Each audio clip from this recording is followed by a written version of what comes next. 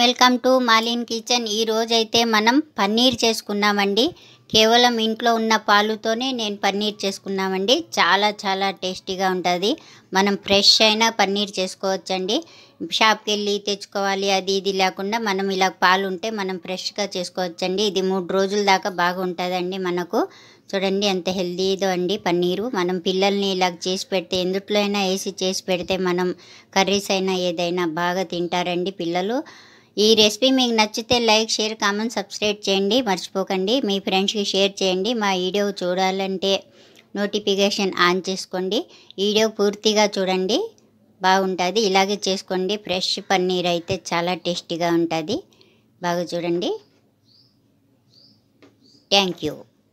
చూడండి, నేనైతే 1 లీటర్ పాలు తీసుకున్నానండి. పాలు తీసుకొని బాగా ఎచ్చబెట్టాను. ఎచ్చబెట్టిన తర్వాత మనకు ఇలాది ఇప్పుడు మనం ఇందులోకి స్టవ్ ఆఫ్ చేసుకున్న తర్వాత మనం నిమ్మరసం ఉంది కదండి, ఈ నిమ్మరసాన్ని మనం ఇందులో వేసేసేయాలండి. ఇలా వేసుకోవాలి. చూడండి, మనం ఇందులో నిమ్మరసం వేసుకున్నాం. అలాగే మన దగ్గర నిమ్మరసం లేకపోతే ఎన్నిగరైనా వేసుకోవచ్చండి. వేసుకొని మనం 1 నిమిషం పాటు ఇలా పెట్టుకుందాం.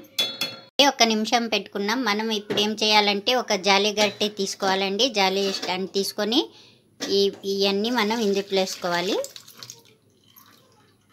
చూడండి, ఇలా వేసేసుకోవాలి. చూడండి, జాలి గరిటెలు వేసుకున్న తర్వాత మనం కూల్ వాటర్ అండి, చల్ల వాటర్ అయినా మన దగ్గర ఐస్ వాటర్ అయినా వేసుకోవచ్చండి. మనం ఇలా వేసుకోవాలి. మొత్తం ఇంటి అంతా ఇలా వేసుకొని మనం బాగా శుభ్రంగా కడుక్కోవాలండి. ఎందుకంటే నిమ్మరసం అది ఉంటుంది కదా, అదంతా పోదాది మనకు. బాగా ఇలా నీట్గా చేసుకోవాలి. ఇలా మనం చెంచాతో గట్టిగా ప్రెస్ చేసుకోవాలండి. వాటర్ అంతా వచ్చేసేయాలి. ఇప్పుడు ఇలా చేసుకున్నాక మనం ఒక జాలి గిన్నె తీసుకోవాలి. మనం తీసుకొని ఇలా పెట్టుకోవాలండి. ఒక క్లాత్ మనం పెట్టుకోవాలి. ఇలాగా తెల్లదైనా మన దగ్గర ఏది ఉంటే అదే పెట్టుకోవచ్చండి. ఇప్పుడు మనం ఇందులోకి ఇది ఉంది కదండి, ఈ పన్నీర్ మనం ఇందులో వేసేయాలి.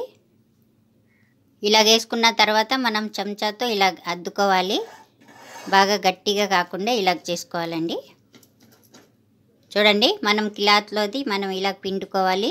పిండుకున్న తర్వాత మనకున్న నీళ్ళన్నీ బయటకు వచ్చేస్తాయండి, వాటర్ అంతా. చూడండి, బాగా ప్రెస్ చేసుకున్నాను, వాటర్ అంతా వచ్చేసింది. ఇప్పుడు మనం ఇందులో పెట్టుకోవాలి ఇలాగా. చూడండి, ఇలా పెట్టుకున్న తర్వాత మన దగ్గర బరువు రాయ ఏమన్నా ఉంటే మనం ఇందులో ఇలా పెట్టేసేయాలండి. చూడండి, ఇలాగ మనం రాయైనా మన దగ్గర ఏది అవైలబుల్లో ఉంటే అదైనా మనం పెట్టుకోవచ్చండి. దేంట్లో మనం పన్నీర్ చేసుకుంటామో దాంట్లోనే మనం ఇలా చేసుకోవచ్చు. చూడండి, ఇప్పుడు మనం 10 నిమిషాలు పెట్టుకుందామండి. మనం ఇలాగే చూద్దాం మనం. వావ్, నీళ్ళన్నీ అయిపోయినాయండి. చూడండి, మనకు ఇలాగైంది. ఇప్పుడు మనం ఇందులోకి ప్లేట్లో తీసేసుకుందాం. వావ్, ఇప్పుడు మనం ముక్కలు చేసుకుందాం. చూడండి, ఇలా చేసుకోవాలి మనం. అంతే అండి, అయిపోయింది. ఈ రెసిపీ నచ్చితే లైక్ చేయండి.